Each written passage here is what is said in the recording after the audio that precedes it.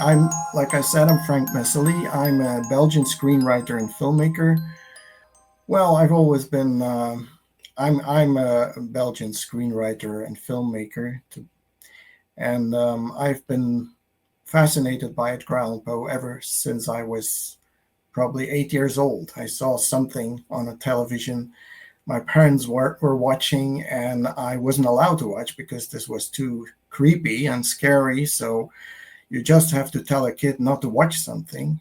And I tried to see certain fragments of the film that was playing. Actually, it was a Roger Corman film on television, probably The House of Usher or something like that. So I was intrigued by these images, and I decided the name Poe stayed with me.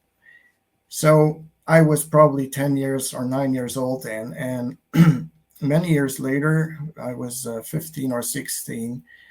We had to go to the library in art school to choose a novel, a literary work. And I thought, well, maybe it's a good idea to take Edgar Allan Poe. And back then, I really thought this was pulp fiction. I thought it was just creepy horror tales.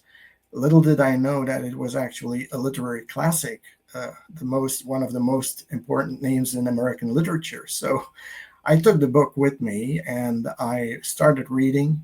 The first one I read was Fall of the House of Usher, and I was really blown away by the atmosphere of that story. The next morning, before going to school, I read The Oval Portrait. Well, the first version in 1977 was just something that used the premise of the story, but I changed a lot. It wasn't even a novel portrait. It was a portrait. I had painted a portrait of a crazy looking mad woman, since I wanted it to be a little bit more creepy and horror. So that was totally different. From the only thing that was the same was the nobleman and his servant that arrive at the castle and stay there for the night, and then they discovered a painting. But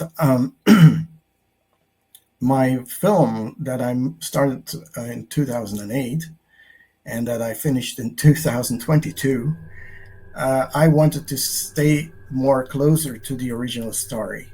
And like we have the story within the story where the protagonist eventually discovers the little book on the bed, and he starts reading, and then we get a flashback sort of about the previous tenants of this castle.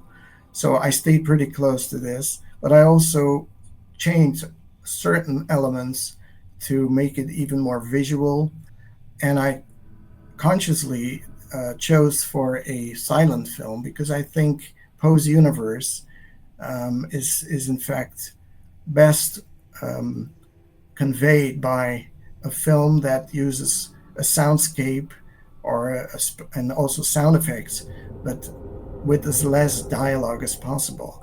Of course, his stories with dialogue, then